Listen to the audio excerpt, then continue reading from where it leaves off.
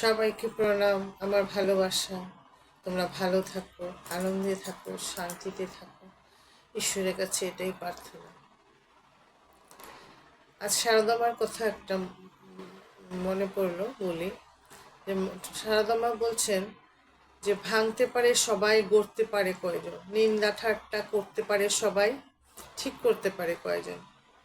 আমরা সবাই ভাঙতেই পারি, গড়তে কয়জন আর পারি বলো? আজ যদি আমার একটু সর্দি হয়েছে, হ্যাঁ, তোমরা একটু গলার আওয়াজটা একটু অন্যরকম হতে পারে। ভাঙতে আমরা সবাই পারি। ধরো কোথাও একটু প্রবলেম হচ্ছে, আমরা সঙ্গে সঙ্গে ওটাতে একদম হুড়ুস্থুল করে জিনিসটাকে আমরা ভেঙে দিতে পারি। গোড়াটা কিন্তু বড় কঠিন গো, তিল তিল করে কোনো একটা জিনিস গড়ে।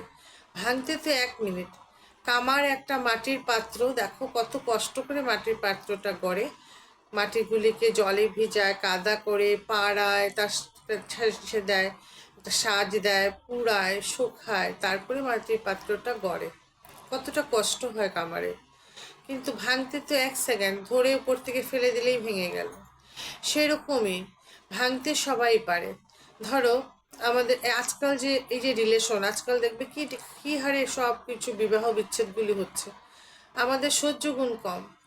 ঠাকুর বলছে স স স, যে সয় সে রয়, যে না সয় সে না সয়। আমাদের সহ্য গুণ খুব কম, এর জন্য আজকাল আমাদের সমাজটা এরকম হয়ে গেছে।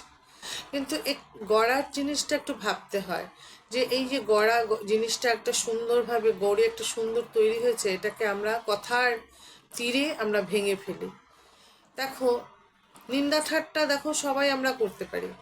যে একটা ছেলে ধরো ল্যাংড়ে ল্যাংড়ে যদি পাটা যদি ওর বেঁকা থাকে, আমরা কি বলি, এই তোর পাটা ল্যাংড়া কেন রে, তুই এরকম করে হাঁটছিস কেন রে, এরকম বলি। কিন্তু ওর তখন মনে লাগে না বলো, যে আমাকে ল্যাংড়া বললো। কিন্তু যদি আমরা এরকম বলি, এই তোর পাটা এমন হলো কি করে, তখন কিন্তু ছেলেটার মনে লাগে না। তো আমরা নিন্দা ঠাট্টা খুব করতে পারি, ঠিক করতে পারি না। ধরো কেউ একজন খুব মদ খায়, তখন আমরা বলবো আপনার ছেলে খুব মদ খায়, এই সেই, ওনাকে বলবো, পাড়াপড়শি বলবো, মানে যতটা পারি আমার যতটা চ্যানেল আছে আমি সবাইকে বলবো যে ওনার ছেলে মদ খায়। কিন্তু ওই ছেলেটাকে যদি আদর্শ ভাগ দিই, তো আদর্শ ভাগটা ততটুকুই যতটুকু আমার দেওয়া যায়। আমি এর জন্য এই জন্য যদি আমি এরকম করি যে মদের ওই ছেলেটাকে ঘরে এনে বসাই, এই সেই করে, তো ও প্রশ্রয় পেয়ে যাবে। কিন্তু সেই আমার বুদ্ধি দিয়ে, সৎ বুদ্ধি দিয়ে ওকে যদি আদর দিই, তবে কিন্তু ছেলেটার কিন্তু মন ঘুরতে পারে। ঘোরার চেষ্টা করা যায়, তো ছেলেটাকেও তো ঠিক করা যায়।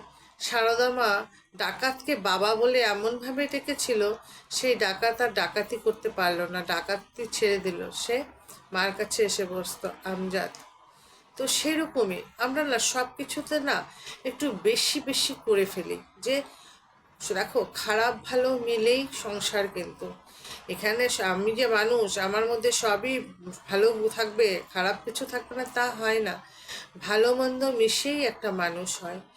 দেখো যদি ভালো মন্দ মিশে একটা মানুষ না হতো, তবে তো আর এই জগতে কোনো থানা, পুলিশ, কাচারি, উকিল, ওকালত কিছুই দরকার হতো না।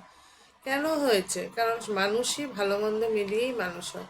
তবে ভালো তো যে ভালো সে ঠিকই আছে, কিন্তু মন্দটাকেও তাকেও আমাদের চেষ্টা করতে লাগে ভালোবাসার দিয়ে তাকেও শুধরানোর। ভালোবাসার ভাষা সবাই বুঝে, জানো।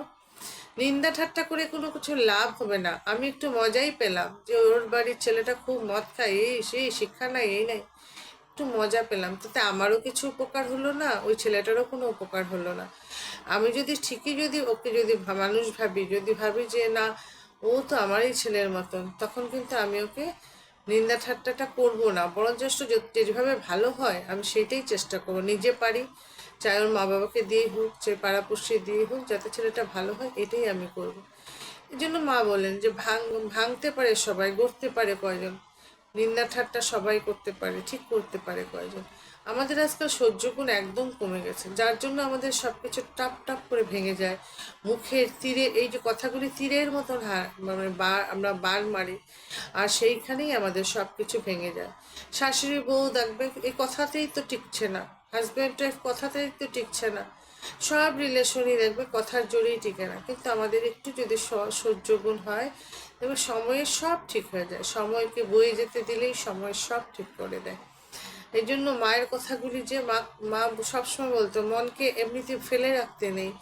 মনকে ফেলে রাখলে কি হয়, মনের মধ্যে আমাদের কুভাব আসে, কুচিন্তা আসে। এই জন্য মনটাকে সবসময় কিছুতে লাগিয়ে রাখতে হয়, ভালো সৎ কাজে, নামে, ধ্যানে, সব কিছু এসবে লাগিয়ে রাখলে কি হয়, মনটা তখন কুচিন্তা করতে পারে না, কুভাব আসে না, পরনিন্দা আসে না। এর জন্য সারদা মার প্রত্যেকটা কথা, প্রত্যেকটা উপদেশ যেন বেদমন্ত্রের মতন। উনি কিন্তু শিক্ষিত ছিল না, পাড়া গাঁয়ের একজন গরিব ব্রাহ্মণের ঘরের মেয়ে, এক গরিব ব্রাহ্মণের বউ, কিন্তু আজ তার পুজো হচ্ছে। তো এই জন্যই মানুষের দেখবেন সৎ পথে চললে, সৎভাবে চললে, ঈশ্বরকে নিয়ে থাকলে না, সব এই জন্ম তো ভালো হয়ই, পরজন্মও ভালো হয়। আজকে মা কত দিন হয়েছে দেহ রেখেছেন, কিন্তু আজও ওনার নামই করছি আমরা। তার জন্য মায়ের কথাগুলি যদি আমরা একটু একটু করেও নেই, আমাদের জীবনটা সুন্দর হবে, আমরা আনন্দে থাকতে পারবো।